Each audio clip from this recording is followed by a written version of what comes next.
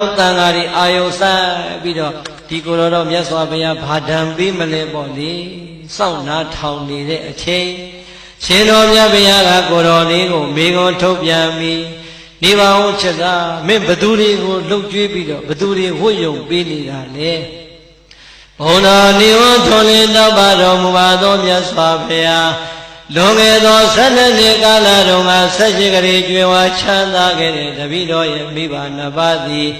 တပည့်တော်သာသနာ့ဘောင်ဝင်ပြီးတော့တရားရှာနေတဲ့အချိန်စီးစိမ်တွေအကုန်လုံးပြတ်သုံးသွားတဲ့အတွက်ကြောင့်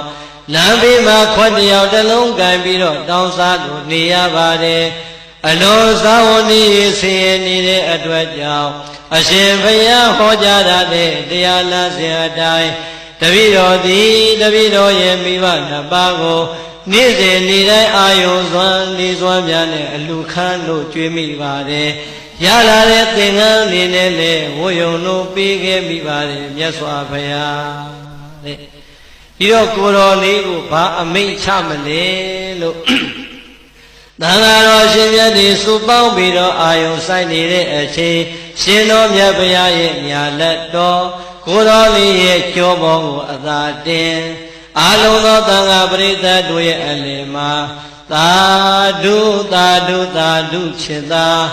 တေရှင်သာသည်ငါဘုရားနုစဉ်ကာလတုန်းကကျင့်စဉ်အတိုင်းတသွေမတိန်လိုက်နာကျင့်သုံးခဲ့တဲ့ငါသားတော်ကြီးပိသပါပေတဲ့ပရိသတ်မြတ်စွာဘုရားကဘာလုပ်တယ်လဲသာဓုခေါ်တယ်တဲ့ဘာကြောင့်သာဓုခေါ်တာလဲ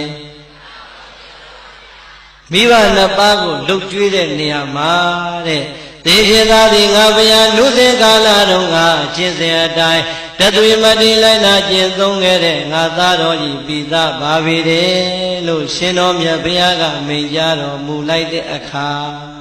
ကြံတဲ့ကိုတော်ကြီးပြောစရာစကားကြံသေးရဲ့လားအေးဒီအချိန်ပြောစရာမကြံမိမဲ့တောင်းစရာတရားကတော့ပေါ်လာပြီခုနကပြောနေတဲ့ကိုတော်ကြီးကမြတ်စွာဘုရားနာကတ်လာတယ်ဘုံတော်ကြည်တော်မူသောမြတ်စွာဘုရားဟောဒီကိုတော်လေးမိဘနှစ်ပါးကိုနေ့စဉ်နေ့တိုင်းလှုပ်ကြွေးနေတာကတော့တပည့်တော်တို့မြင်လဲမြင်ကြရပါတယ်ကြားလဲကြားရပါတယ်အရှင်ဘုရားသာသနာပြုစဉ်ကာလဘဝသန္တရာဖြည့်စည်းစဉ်ကာလတုန်းကမိဘနှစ်ပါးကိုပြုခဲ့တဲ့တန်ဝတရားတွေမိဘနှစ်ပါးရဲ့အပေါ်မှာလှုပ်ကြွေးခဲ့တဲ့အကြောင်းတွေပြန်ပြောင်းလို့ဟောကြားတော်မူပါ